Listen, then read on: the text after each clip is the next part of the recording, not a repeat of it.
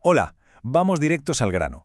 Hoy vamos a desentrañar un tema que, la verdad, es fascinante. Fijaos, podemos pensar en la historia de cómo nos gobernamos como si fuera una especie de novela, ¿vale? Una de esas historias de madurez, pero a nivel de toda nuestra civilización.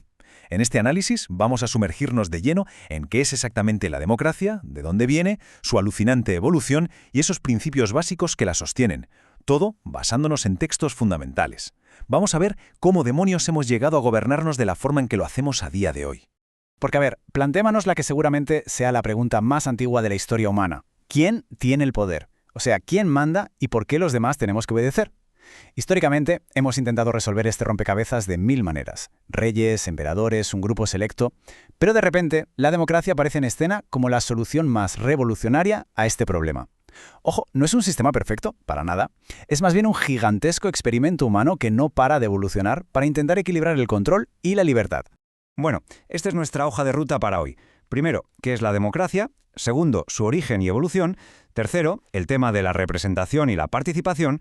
Cuarto, los principios democráticos. Y para rematar, el capítulo 5, los derechos fundamentales. Vamos allá. Empezamos con el capítulo 1. ¿Qué es la democracia? Y claro, aquí la verdadera amiga está en la traducción.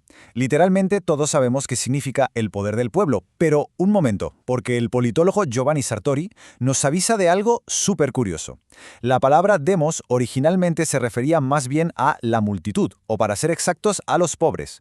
Así que dar el poder a ese demos no era una idea súper romántica en la antigua Grecia, sino una jugada política complicadísima que ponía de los nervios a las élites de la época. Ahora, para bajar toda esta teoría a la tierra, a nuestra historia moderna, no hay nada que resuma mejor este concepto que esta famosísima frase de Abraham Lincoln en 1863. Es que captura la esencia absoluta, ¿verdad? Nos viene a decir que, al revés que en las monarquías absolutas o en las dictaduras, donde el poder te cae desde arriba, en una democracia de verdad, el poder fluye desde abajo hacia arriba. Es un recordatorio brutal de quién es el verdadero jefe y a quién debe servir el gobierno. Pasamos al capítulo 2. Origen y evolución. Y atención aquí, porque la historia de la democracia no es una línea recta, ¿qué va? De hecho, tiene unos vacíos que parecen giros de guión de una película. Hagamos un repaso mental. Empezamos en el 508 a.C. con las reformas de Clístenes en Atenas. Pero luego, imagínate este inmenso vacío temporal, 2 milenios.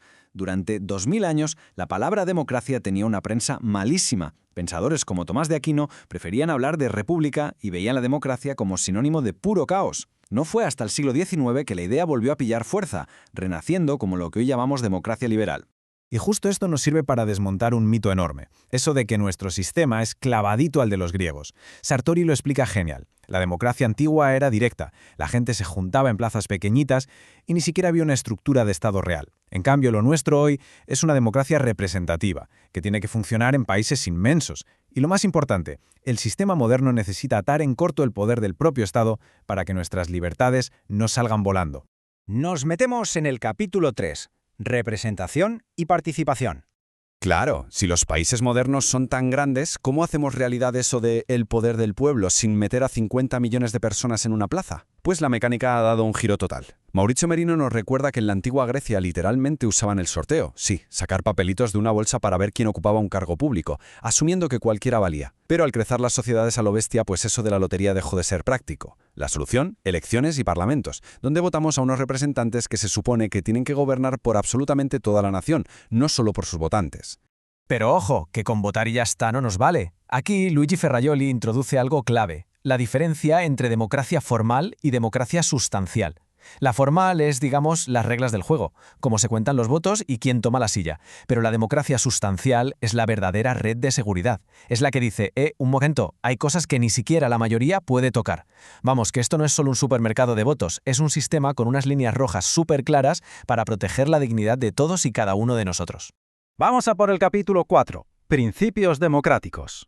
Siguiendo con Merino, que cita a la filósofa Victoria Camps, nos dice que este chiringuito no se sostiene sin ciertas virtudes ciudadanas: responsabilidad, tolerancia, solidaridad y sobre todo la aceptación del pluralismo.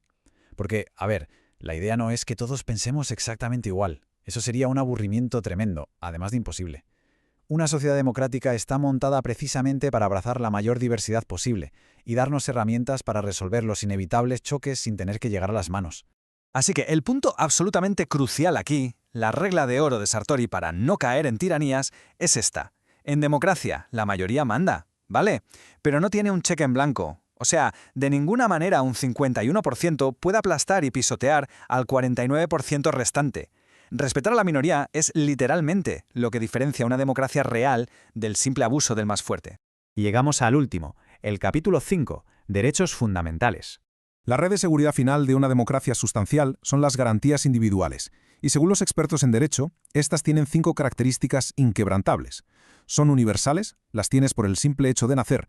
Son inalienables e irrenunciables, no las puedes vender ni regalar, aunque quisieras. Son imprescriptibles, no caducan jamás.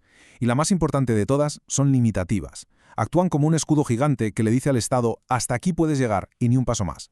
Si analizamos las constituciones modernas, como por ejemplo la mexicana, vemos que estos derechos se agrupan en 4 bloques súper claros. Igualdad, que básicamente prohíbe salvajadas como la esclavitud o la discriminación. Libertad, para que podamos decir lo que pensamos y juntarnos con quien queramos. Propiedad, que protege legalmente nuestras cosas. Y la seguridad jurídica, que es vital. Es lo que nos asegura un trato justo y evita que cualquier autoridad abuse de su poder por puro capricho. Ahora bien, el papel lo aguanta todo, pero esos derechos tienen que sudar la camiseta en el mundo real. Como nos recuerda la Comisión Nacional de los Derechos Humanos, participar en lo público es un derecho. Y para que eso sea real, necesitamos herramientas como la Ley General de Transparencia. Estas normas obligan al gobierno a poner las cartas sobre la mesa, a explicarnos qué hacen con los recursos de forma clara. Porque, pensadlo un segundo, si no hay información y no hay transparencia, intentar controlar a los políticos es poco menos que una ilusión. Y bueno, con esto llegamos al final de este recorrido. Hemos visto cómo la idea nació en Atenas, cómo sobrevivió a 2000 años de sequía absoluta y cómo hemos construido estos inmensos sistemas modernos para proteger a los individuos. Pero ojo, que la historia no se acaba aquí. La democracia es algo vivo, que necesita que estemos ahí, participando, siendo tolerantes pero también vigilando de cerca al poder. Así que, viendo todo lo que hemos cambiado en estos miles de años, os dejo con una pregunta final. ¿Cómo creéis que evolucionará este gigantesco experimento en el futuro? Pinta interesante, ¿no? Mil gracias por acompañarnos en este análisis y nos vemos en la próxima.